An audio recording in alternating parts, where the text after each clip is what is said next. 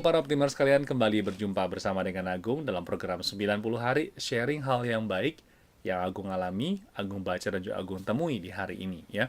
Dan saat ini ingin berbicara tentang masa lalu ya. Masa lalu Anda seperti apa? Anda sendiri yang tahu ya. Baik itu hal-hal yang baik, hal-hal yang menyenangkan ataupun juga hal-hal yang menyedihkan ataupun juga hal yang menggembirakan, semua pasti pernah terdialami oleh setiap orang ya. Nah, kebetulan juga Agung membaca sebuah rubrik yang ditulis oleh salah satu majalah di Taiwan, yaitu dalam Manager Today. Dan di dalam tulisan ini ada beberapa orang sukses yang mungkin saja Anda pernah mendengar, seperti merek perusahaan kopi yang terbesar di dunia, yaitu adalah Starbucks. Pendirinya adalah Howard Schultz, lalu juga Oprah Winfrey, juga seorang entertainer dan juga seorang pembawa acara yang sangat sukses sekali ya. Dan siapa lagi? Pendiri dari Amazon, Jeff Bezos ya, dan juga pendiri dari WhatsApp yaitu adalah Jan Kaum ya. Dan mereka mempunyai kesamaan, yaitu adalah orang-orang yang sukses dan mempunyai bisnisnya sendiri. Tetapi satu hal yang menurut Agung cukup mengejutkan juga, karena mereka mempunyai masa lalu yang kurang begitu lancar ya. Tidak seperti yang kita bayangkan bahwa ia mendapatkan warisan dari orang tua, tapi mereka memulai bisnisnya dengan tangan kosong ya, memulai dari nol ya. Seperti pendiri Starbucks yaitu bernama Howard Schultz ini, dulunya dia pernah bekerja di sebuah uh, toko penjual biji kopi, yaitu adalah merek Starbucks. Ternyata ada ya. Dan pada saat itu dia pernah mengajukan kepada pemiliknya untuk membuka kedai kopi ya, kedai kopi Itali.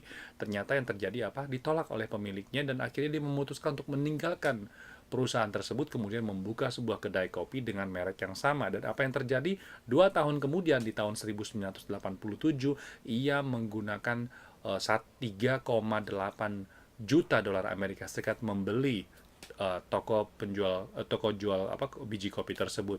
Dan apa yang terjadi setelah beberapa tahun kemudian, sekarang bahkan sampai sekarang ini boleh menjadi disebut dengan perusahaan toko kopi yang terbesar di seluruh dunia, yang mempunyai begitu banyak cabang, baik di Indonesia, di Taiwan, dan di seluruh Asia, bahkan di seluruh dunia.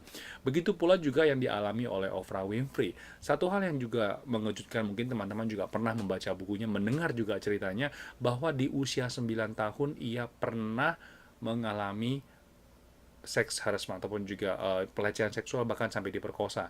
Dan bahkan di usia 14 tahun ia memiliki anak, dia melahirkan seorang anak putra.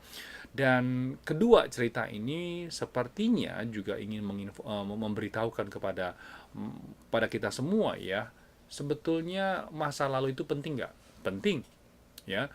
Dan masa lalu yang menyedihkan itu perlu diingat-ingat nggak? Iya dan tidak ya. Ingat, iya, apa artinya apa? Diingat tetapi adalah sebagai pendorong. Ya, mungkin sebagai pendorong untuk lebih baik. Dan sebetulnya pentingkah masa lalu itu buat kita sekarang ini?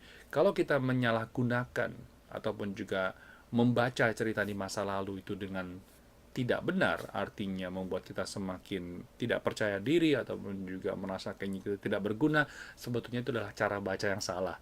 Tetapi cara membaca yang betul adalah menggunakan kejadian di masa lalu yang mungkin saja tidak menyenangkan, digunakan sebagai pendorong kita untuk berbuat ataupun juga melakukan sesuatu yang lebih baik daripada masa lalu. Ya.